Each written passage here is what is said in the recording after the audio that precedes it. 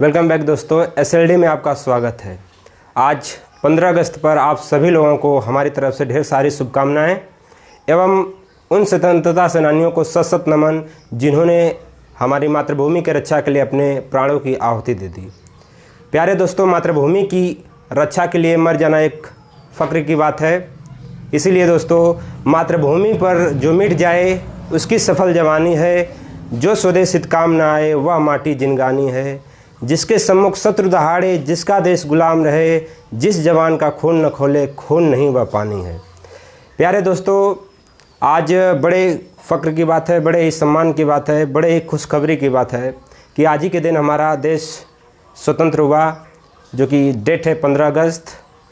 और आज हम स्टार्ट करने वाले अपने टॉपिक प्रोनाउन। प्रोनाउन बड़ा ही रुचिकर चैप्टर है इंग्लिश का, जो कि नाउन के बाद सीरियल वाइज से स्टार्ट होता है प्रोनाउन। प्यारे दोस्तों, इसको आप समझने की कोशिश करिएगा। बहुत ही इंटरेस्टिंग चैप्टर है, बहुत ही कह लो कि एक जड़ है। यहीं से आप एक्टिव पैसिव और यहीं से आप जो है कि नरेशन, जिसे डायरेक्ट इनडायरेक्ट कहते हैं, सब यहीं से जो है कि आगे बढ़ता है। क्योंकि प्रोनाउन में जो है कि नाउन या प्रोनाउन का अर्थ होता है कि नाउन के स्थान पर, अर्थात जो भी प्रोनाउन वर्ड हैं आपको दिए जाएंगे फर्स्ट और सेकंड और थर्ड, वो सब आप कंठस्थ कर लीजिएगा, जिससे आपको आगे चलकर और सहायता मिलेगी। आइए चलते हैं अपने टॉपिक पर और पढ़ते हैं। देखिए दोस्तों, प्रोनाउन जो होता है, अगर इंग्लिश में इसकी डिफिनीशन दे दी जाए तो आप बोलोगे such a word which is used instead of noun is called pronoun. अर्थात ऐसा शब्द जो संज्ञा के स्थान पर यूज हो वह प्रोनाउन कहलाता है। Pronoun has divided into 9 parts, which is etc, which is personal pronoun, demonstrative pronoun, distributive pronoun, relative pronoun, exclamatory pronoun and interrogative pronoun etc।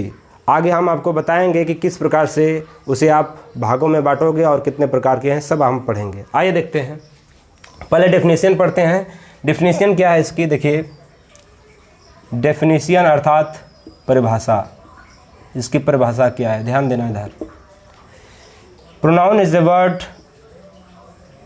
Pronoun is a word, pronoun is a word which is used instead of noun. अर्थात pronoun ऐसा शब्द है जो कि संज्ञा के स्थान पर यूज होता है। आइए देखते हैं कि कितने इसके भाग हैं। जैसे एग्जाम्पल के तहत आपको बता दे रहे हैं कि कैसे आप पहचानोगे। जैसे देखिएगा, जैसे मोहन, मान लीजिए एग्जाम्पल के तहत आपको बता रहे हैं, Mohan is a good boy. Mohan is a good boy, he is my friend, he is my friend। देखिए ध्यान से, कैसे आप पहचानोगे कि प्रोनाउन इसमें कौन सा है। जैसे देखिए, Mohan is a good boy, he is my friend. अब देखिए, हम जानते हैं क्योंकि मोहन जो है वो नाउन हो गया। क्या हो गया दोस्तों, मोहन नाउन हो गया। और आगे देखते हैं, पढ़ते हैं, ही इज़ माई फ्रेंड। अर्थात यह जो शब्द ही आया है वह दोस्तों किसके लिए आया है, वह मोहन के लिए आया है। यह जो यूज हुआ है यह किसके लिए यूज हुआ है, वह मोहन के लिए यूज हुआ है। राइट, मोहन के लिए यूज हुआ है। ठीक, तो कहने का यह आशा है कि जो ही वर्ड है वह मोहन के स्थान पर आया है। तो जो चीज़ मोहन के स्थान पर आई है, जो चीज़ नाउन के स्थान पर, मोहन नाउन है दोस्तों, नाउन के स्थान पर जो भी चीज़ें रख दी जाती हैं वह किस लिस्ट में आती हैं, प्रोनाउन की लिस्ट में आती हैं। अर्थात जो मोहन है उसके जगह पर हमने यूज कर दिया ही, तो जो ही होगा दोस्तों वह क्या बन जाएगा, प्रोनाउन बन जाएगा। और एग्जाम्पल देखिए, जैसे देखिए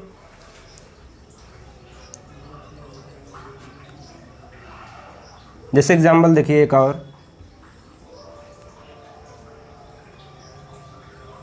Mahesh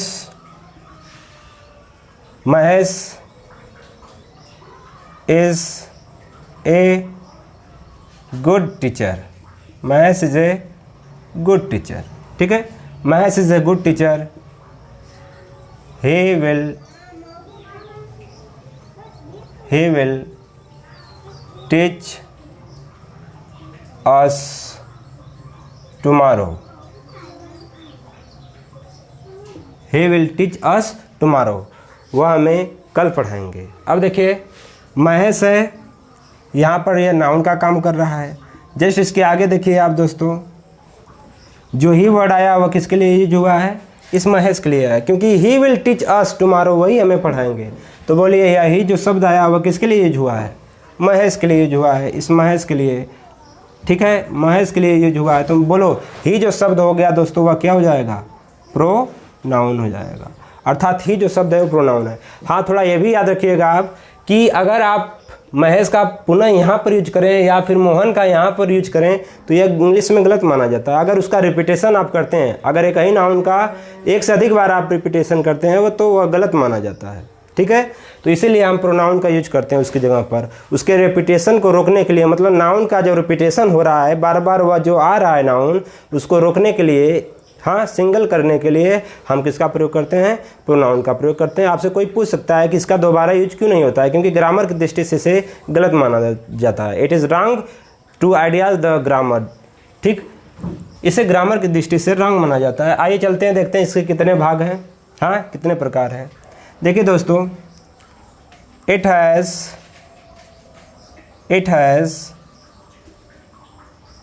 9 kinds, it has 9 kinds. इसके कितने प्रकार है दोस्तों?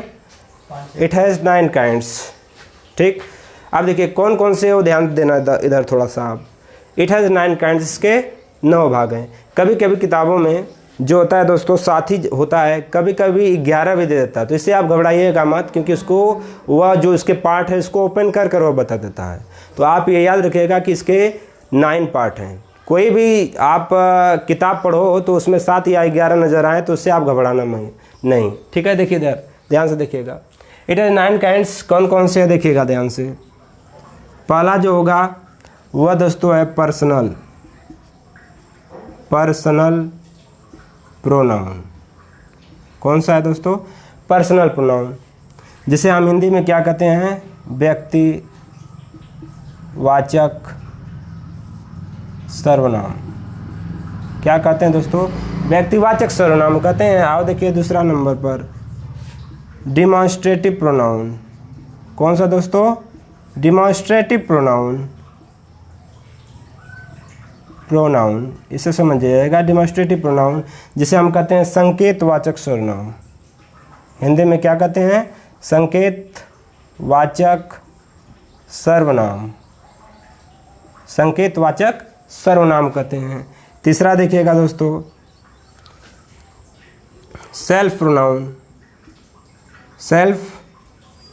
प्रोनाउन, इसे कहते हैं हिंदी में दोस्तों स्वयंवाचक सर्वनाम, स्वयंवाचक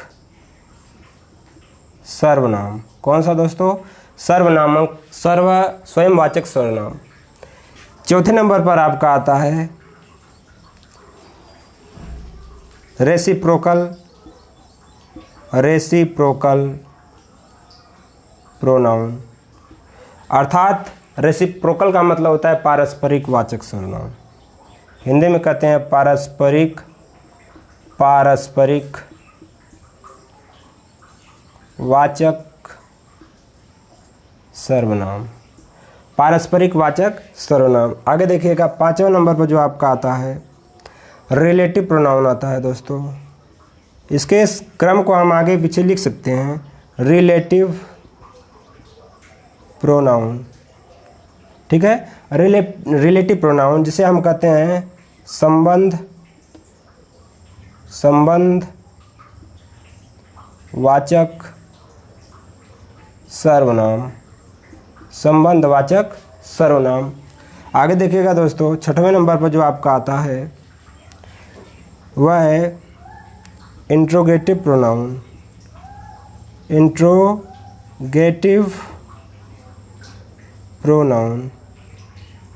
ठीक है दोस्तों। इंट्रोगेटिव प्रोनाउन जिसे हम कहते हैं हिंदी में प्रश्नवाचक सर्वनाम, प्रश्नवाचक सर्वनाम। क्या कहते हैं दोस्तों? प्रश्नवाचक सर्वनाम कहते हैं। आइए आगे चलते हैं, देखते हैं जो 7वें नंबर पर है वह है आपका डिस्ट्रीब्यूटिव प्रोनाउन। डिस्ट्रीब्यूटिव प्रोनाउन, ठीक है दोस्तों। डिस्ट्रीब्यूटिव प्रोनाउन जिसे आप कहते हैं विभाग बोधक सर्वनाम। विभाग मतलब जो बांटने का काम करता हो, विभाग बोधक सर्वनाम, ठीक है दोस्तों, विभाग बोधक सर्वनाम। और 8वें पर देखिए कौन सा आएगा, जो बचा होगा वही यहाँ पर मिटाते हैं थोड़ा सा। इसकी डेफिनेशन तो हो ही गई है, थोड़ा ध्यान से देखिएगा दोस्तों।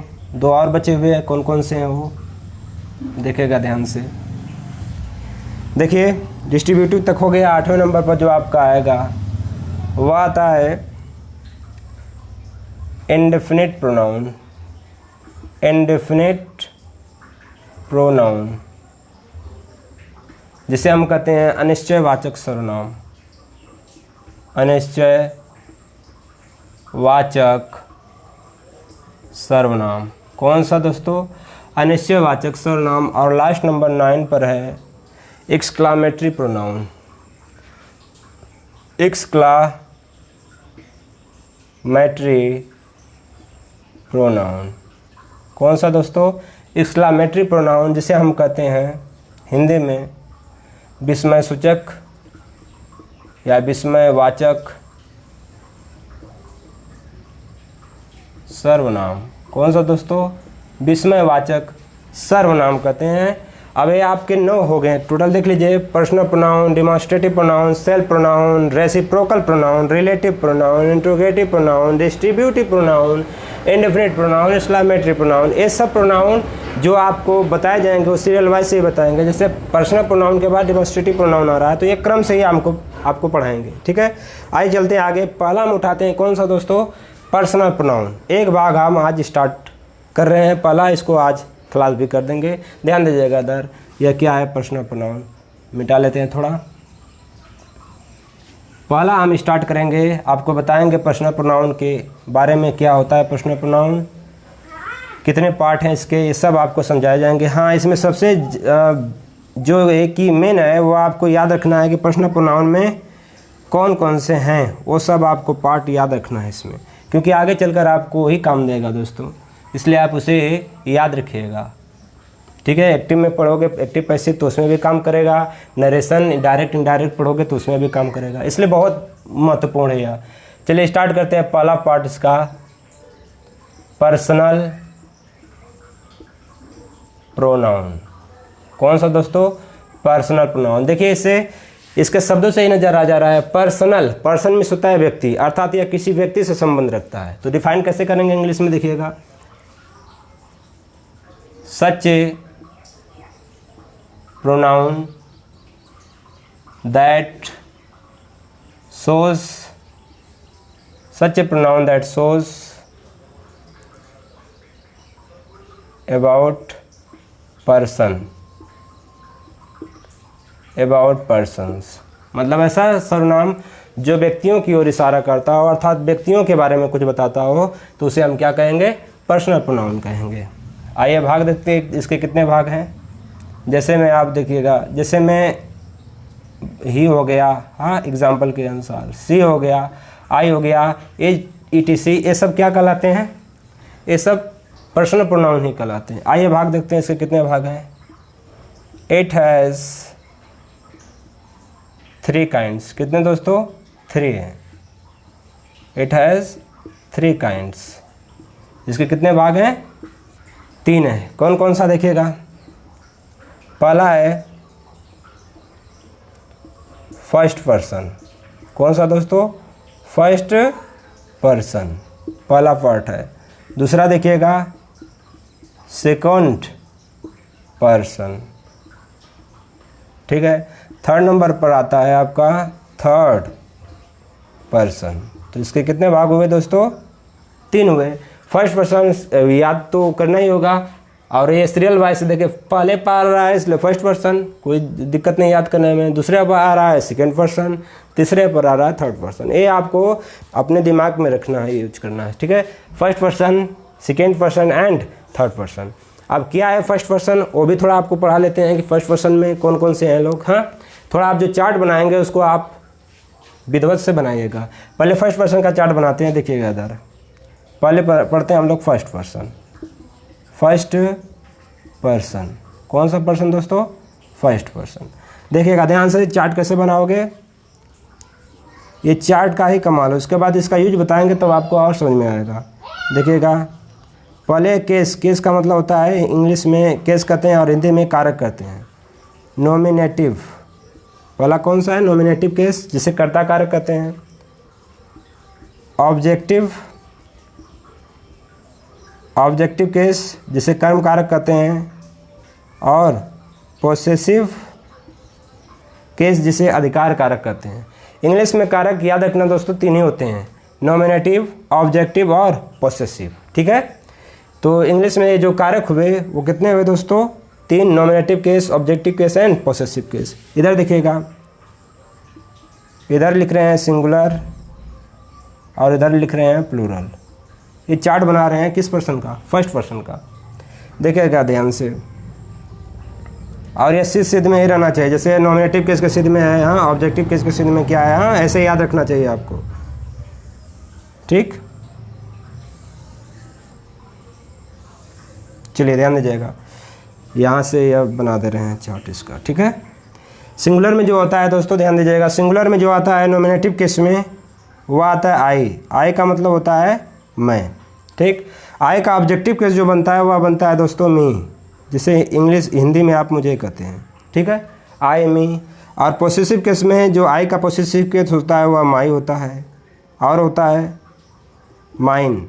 इसका यूज सब बताएंगे, आप बस कंठस्थ करिए पहले इसे, माई सेल्फ। ठीक है, आई, me, my, mine, my self, इन इसका अर्थ भी मेरा होता है, इन दोनों का, मेरी या फिर मेरे, इन दोनों का अर्थ यही होता है। और इसका अर्थ होता है स्वयं। जब आई हो सब्जेक्ट तो उस समय स्वयं की अंग्रेजी, खुद की अंग्रेजी माई सेल्फ लगाते हैं। देखिएगा प्लूरल में कौन आता है? प्लूरल में आता है दोस्तों वी। वी मीन्स होता है हम। ठीक, ऑब्जेक्टिव केस में जो आएगा वह वी का हो जाएगा अस। क्या हो जाएगा दोस्तों? अस, यू यस। अस मीन्स होता है हमें, ऑब्जेक्ट के स्थान पर आएगा। और पोसेसिव केस इसका बनेगा दोस्तों अवर, अवर्स, अवर सेल्व्स, ये बनेंगे दोस्तों आपके क्या? Possessive case. आवर और आवर्स दोनों की अंग्रेजी जो हिंदी जो होती है वह हमारा, हमारी या हमारे होती है। हाँ, ये आवर या आवर्स की हिंदी होती है। ये बताएंगे कब आवर प्रयोग करोगे, कब आवर्स करोगे, वो बताएंगे जब पढ़ाएंगे तब। और इसका अर्थ होता है दोस्तों स्वयं होता है। आवर सेल्फ, जब सब्जेक्ट ही वी हो तो हम स्वयं या खुद की अंग्रेजी क्या लिखेंगे दोस्तों? आवर सेल्व्स लिखेंगे। आइए चलते हैं, यह हो गया आपका कौन सा पर्सन? फर्स्ट पर्सन का चार्ट हुआ। आइए चलते हैं सेकेंड पर्सन पर। हाँ, थोड़ा जाने से पहले, सेकेंड पर्सन पढ़ाने से पहले आप फर्स्ट पर्सन के सभी चार्ट को याद रखेंगे, क्योंकि अभी यह काम आने वाला है आगे। जब हम आपको पैसिव पढ़ाएंगे, नरेशन पढ़ाएंगे तो उस समय बहुत ही लाभ देगा आपको। इसलिए अभी से आप इसे माइंड में रखिए। कैसे याद करोगे? I, me, my, mine, myself. We का अगर पूछें हम तो we, us, our, ours, ourself. इस तरह से आप याद रखना इसको। आइए चलते हैं सेकेंड पर्सन के चार्ट पर। वेरी वेरी इंपॉर्टेंट, ठीक, नरेशन के लिए एंड एक्टिव पैसिव के लिए। आइए चलते हैं सेकेंड पर्सन पर। सेकेंड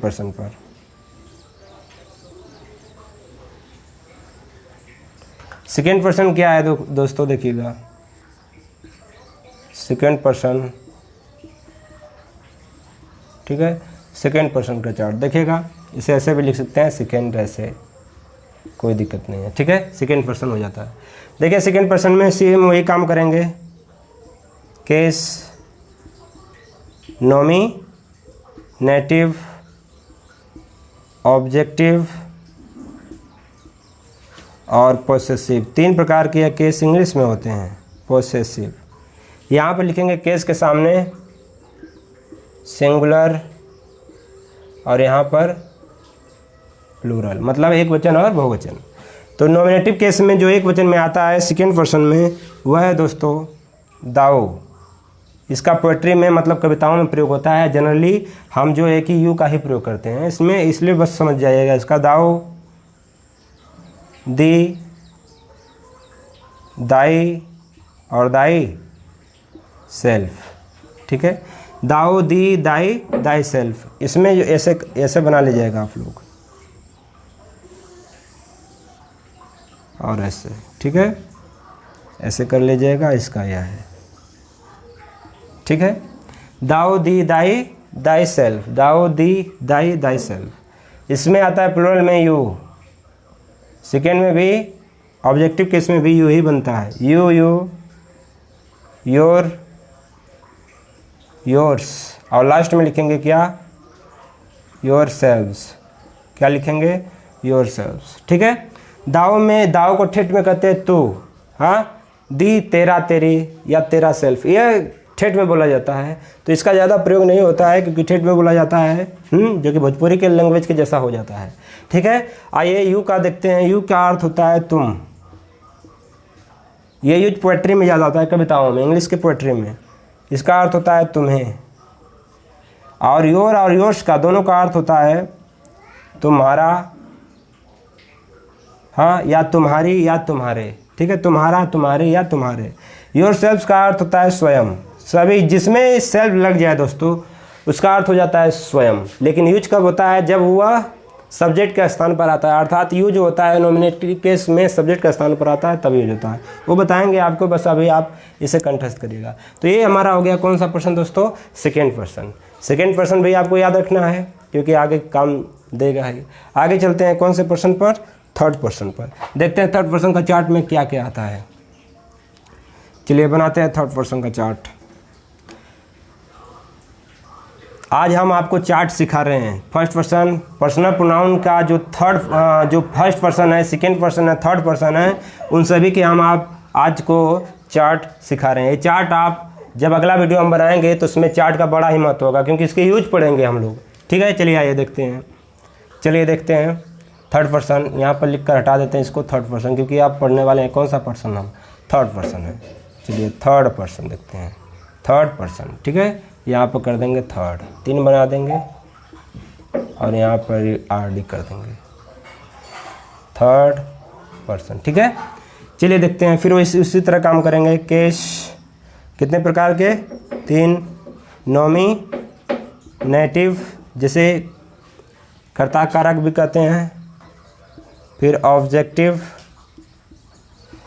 जिसे कर्म कारक कहते हैं, और लास्ट में पोसेसिव, ठीक है, पोसेसिव, ठीक। आइए देखते हैं, यहाँ पर लिखते हैं सिंगुलर और यहाँ पर लिखते हैं प्लूरल। आइए चलते हैं, देखते हैं नॉमिनेटिव के इसमें कौन आएगा थर्ड पर्सन में। थर्ड पर्सन में पहले आता है ही, नाम आपने सुना होगा, ही इंग्लिश होती है, हिंदी होती है इसकी, वह। ही का ऑब्जेक्टिव केस जब आएगा दोस्तों तो वह हो जाता है क्या, हिम, उसे कहते हो। ये पुरुषों के लिए यूज होता है, ही हिम हिज। और इसका जो बनाओगे आप, ठीक है, हिमसेल्फ, स्वयं के लिए हिमसेल्फ लगाओगे। ये हो गया। इसका अर्थ होता है उसका या उसकी, ठीक है, उसका, उसकी या उसके। और इसका अर्थ होता है दोस्तों क्या, स्वयं। और महिलाओं के लिए, हाँ, जो महिलाएं होती हैं उनके लिए भी वह का अंग्रेजी होता है जो कि होता है दोस्तों सी। क्या होता है, सी, वह ही होता है इसका भी, हर, राइट है, सी हर, ठीक। और इसमें हर भी होता है और हर्ष भी होता है और हर सेल्फ भी होता है, याद रखना दोस्तों। सी, हर, हर्ष, हर सेल्फ, ठीक। इंग्लिश दोनों की वही है, जो या इंग्लिश दोनों जो या सी, हर, हर्ष लिखे हैं उसकी भी हिंदी जो मीनिंग है वह यही है सामने वाले, क्योंकि यह यूज होता है लड़कियों के लिए। आगे देखते हैं ना, या जो निर्जीव वस्तुएं हैं, नॉन लिविंग थिंग्स, उनके लिए क्या यूज करते हैं देखिएगा। उनके लिए अक्सर हम लगाते हैं इट। अभी यह सिंगुलर में ही आएगा, थोड़ा सा इसको गैप कर लिख दे रहे हैं यहाँ पर, प्लूरल, ठीक है। अभी एक वर्ड हमारा बचा है इसमें, इट। कौन सा दोस्तों, इट। इट में यह होता है, इट का इट ही होता है, इट, इट्स, और इसमें इट सेल्फ भी होता है, ठीक है, इट सेल्फ होता है, राइट है। अब प्लूरल में देखते हैं क्या आता है प्लूरल में। प्लूरल में आता है दोस्तों दे, दे का ऑब्जेक्टिव केस कोई पूछे तो बताओगे क्या, देम। और लास्ट में पोसेसिव केस में आता है दियर, ठीक है, दियर, दियर्स और देम सेल्व्स, ठीक है। VES लगाना, जो प्लूरल में होंगे उसमें सभी में एफ को हटाकर VES जोड़ देना। जैसे नाइफ में होता है KNIFE, तो FE को हटाकर नाइफ्स VES लिखा जाता है। तो इसलिए जो बहुवचन, क्योंकि बहुवचन है, बहुवचन में एफ को हटाकर या FE को हटाकर VES लिखा जाता है, इसलिए ठीक है देमसेल्व्स लगाओगे, एफ को हटाकर VES जोड़ दोगे। तो ये हो गया आपका कौन सा चार्ट, ऐसे बना लीजिएगा आप, ठीक है। ये यहाँ से यहाँ तक होते हैं, ये सब सिंगुलर में चलते हैं, ऐसे बना लीजिएगा आप, ठीक है, ऐसे बना लीजिएगा, थोड़ा अच्छा लगेगा, ठीक। और इनको आपको याद रखना है, याद रखेंगे तभी आपके लिए लाभदायक होंगे। अगर हम पूछ दिए कि दे का ऑब्जेक्टिव केस बताइए, तो आप बता ही नहीं पाओगे, तो मतलब नहीं रहा पढ़ाने का। इसलिए दे का ऑब्जेक्टिव केस देम, इसी तरह सबका आप याद रखिएगा, ठीक है। यह ही के सिद्ध में है, यह ठीक है सी के सिद्ध में। तो ये आप चार्ट याद रखेंगे आप अपने दिमाग में, तो आपको और भी लाभदायक इंग्लिश सीखने को मिलेगी, क्योंकि आगे हम चलेंगे एक्टिव पैसिव नरेशन, तो सब इसमें मिलेंगे, ठीक है। तो आज के लिए बस इतना ही। अगले वीडियो में आपको यह इन सभी का प्रयोग बताएंगे, ठीक है। उसके बाद जो भी आएगा आगे डेमोन्स्ट्रेटिव प्रोनाउन, इसके बारे में बताया जाएगा। तो आप सर्वप्रथम याद रखिए इसे, ताकि हम पढ़ाएं आगे तो आपको सब बातें क्लियर होती जाए। याद रखेंगे तभी ऐसा हो सकता है दोस्तों। तो आज के लिए इस वीडियो में इतना ही, आगे के वीडियो के लिए आप इंतज़ार करिए। जय हिंद, जय भारत।